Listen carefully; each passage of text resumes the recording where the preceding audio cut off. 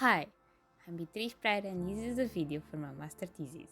I'm here to talk about polarization patterns in the sky and their influence in the astronomical observation. When trying to observe the celestial sky, there is numbers of factors that we have to take into account that can disturb astronomical observation. As the biggest light source in the night sky, the moon can be a factor of error in observations. The goal of my work is to build a model able to simulate the polarization patterns of the night caused by the moonlight.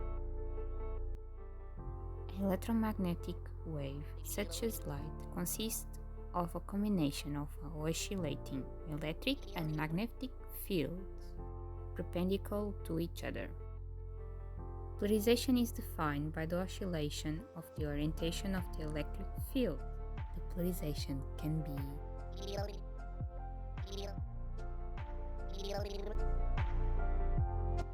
the degree of polarization is given by and translates of the quantity of the light that is polarized. The angle of polarization is a property of the polarized wave.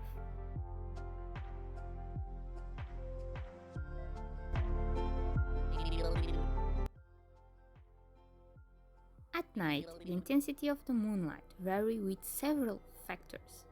First, the moon phase is the most evident, is the fraction of the area illuminated that will be proportional to the light reflected, only if the moon surface was uniform. Second, the reflectance is not the same for all visible moon surface, or the same for all wavelengths.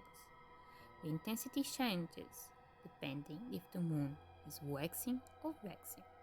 Third, the relative position between the Sun, the Moon, and the Earth is also a factor to consider in the calculation of the lunar albedo, or the quantity of light reflected by the Moon's surface. Now we're going to observe the path of the light in a simple case, the single scattering.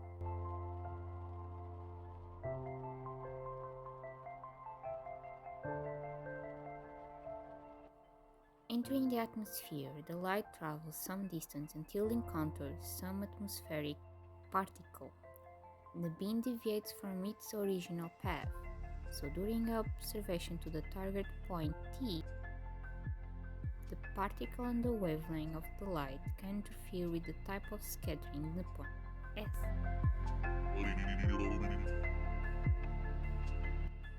The phenomenon behind the blue sky and the sunset.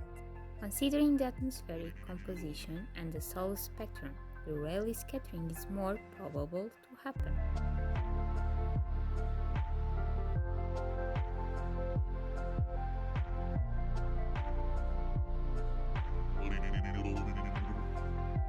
Single scattering is not realistic because it's not probable that a beam of light to encounter only a particle in all the atmosphere. We have to consider multiple scattering. It's more probable to happen with high atmospheric density. Have you ever seen the blur around the source of light at night? Another important type of scattering is the mist scattering.